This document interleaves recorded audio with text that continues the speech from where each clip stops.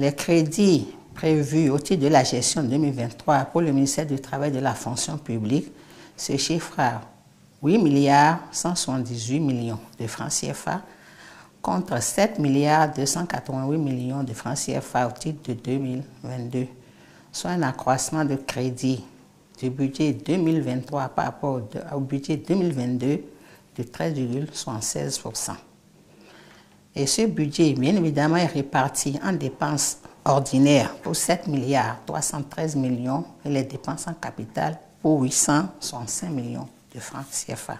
Il y a certaines réformes qui étaient déjà inscrites au PAG 1 que nous poursuivons. Par exemple, il y a la poursuite de la dématérialisation des services publics. Nous avons également l'amélioration de la gestion des carrières des agents de l'État, puisque vous savez qu'aujourd'hui, il y a une amélioration, disons, la modernisation dans la prise des actes des carrières. Donc, nous poursuivons également l'amélioration de la gestion des carrières et surtout la remise à bonne date des livrets de pension. C'est cela. Et après cela, il y a de nouvelles réformes. La mise en œuvre des mesures visant à préparer les cadres à assumer de hautes fonctions, aussi bien au niveau national qu'international. Puisque vous savez qu'aujourd'hui, lorsqu'on fait le point des cadres, disons, africains, qui sont dans les institutions, surtout internationales, il n'y a pas beaucoup de Béninois. Donc, une des ambitions du chef de l'État, c'est de les préparer et de les promouvoir à de hauts postes de responsabilité à l'international, mais aussi à l'interne. Nous avons également la réforme qui concerne le renforcement de la prévention de la corruption dans notre pays. Vous savez que la corruption est un fléau du développement.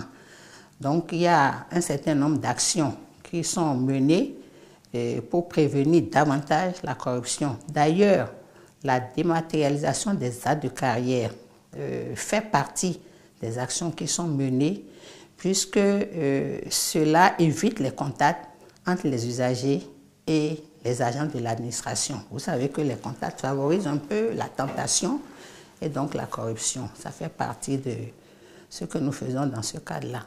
L'administration publique n'est pas tout à fait performante. Donc le gouvernement envisage réformer l'administration publique. Nous venons à peine de concevoir la note conceptuelle que nous allons soumettre à l'approbation du gouvernement avant de commencer à y travailler. C'est très important. Est-ce qu'il n'y a pas pléthore au niveau des effectifs? Est-ce qu'il n'y a pas pléthore au niveau des structures? Comment nous nous organisons au niveau central de l'administration, au niveau déconcentré, même au niveau de la décentralisation, les structures décentralisées, comment nous nous organisons pour plus d'efficacité, d'efficience au niveau de l'administration publique?